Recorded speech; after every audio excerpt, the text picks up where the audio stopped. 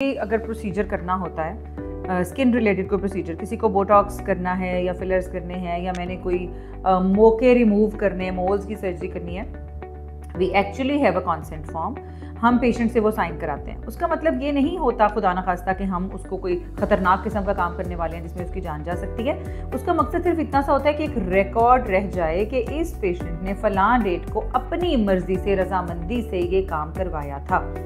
हमारे मुल्क में चूंकि चीज़ों को लिंक करने की बड़ी आदत है ना, कि ये इसलिए हुआ कि वो मैंने कराया, वो इसलिए हुआ तो ये हुआ, तो क्या होता है कि कभी कभी पेशेंट ये कह सकता है कि वो मेरी मर्जी नहीं थी लेकिन डॉक्टर ने मेरा जो था ना प्रोसीजर वो कर दिया। तो उससे बचने का भी एक अच्छा तरीका है अपने आप को लीगली सेव करने का कि वी हैव कंसेंट फॉर्म। और स्कूल्स में चूंकि ये चीज़ it's not part of curriculum, ये उनके पढ़ाने के उसमें शामिल नहीं है शेड्यूल में, ये उनकी जो क्लास की जो सारे बनते हैं शेड्यूल उसमें नहीं है, किसी भी किस्म की इंस्ट्रक्शंस में नहीं है। ये एक चीज़ है जो नई आई है, जो नई इंट्रोड्यूस हुई है, किसी प्रोग्राम में पहले नहीं था। तो ऑब्वियसली उनको ये रिकॉर्ड रखना पड़ेगा कि तमाम लोगों ने अपनी रजामंदी दी है और फिर हम ये वैक्सीन लगा रहे हैं, ताकि इन फ्यूचर कोई बंदा ये ब्लेम ना कर सके कि मेरी बच्ची को ज़बरदस्ती टीका लगा दिया।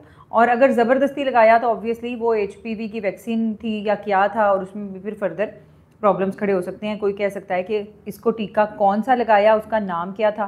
तो जो कॉन्सेंट फॉर्म है उसके ऊपर सारी इन्फॉर्मेशन लिखी हुई है कि ये वैक्सीन है, ये टीका है, हुकूमत ने प्रोवाइड किया है, WHO और यूनिसेफ से तस्दीक शुदा है और फ्री ऑफ कॉस्ट स्कूल में लग रहा है। तमाम लोग लगवा रहे हैं। आप अपनी बच्ची को लगवाना चाहते हैं या नहीं, उसके कवायद लिख के भेज दें।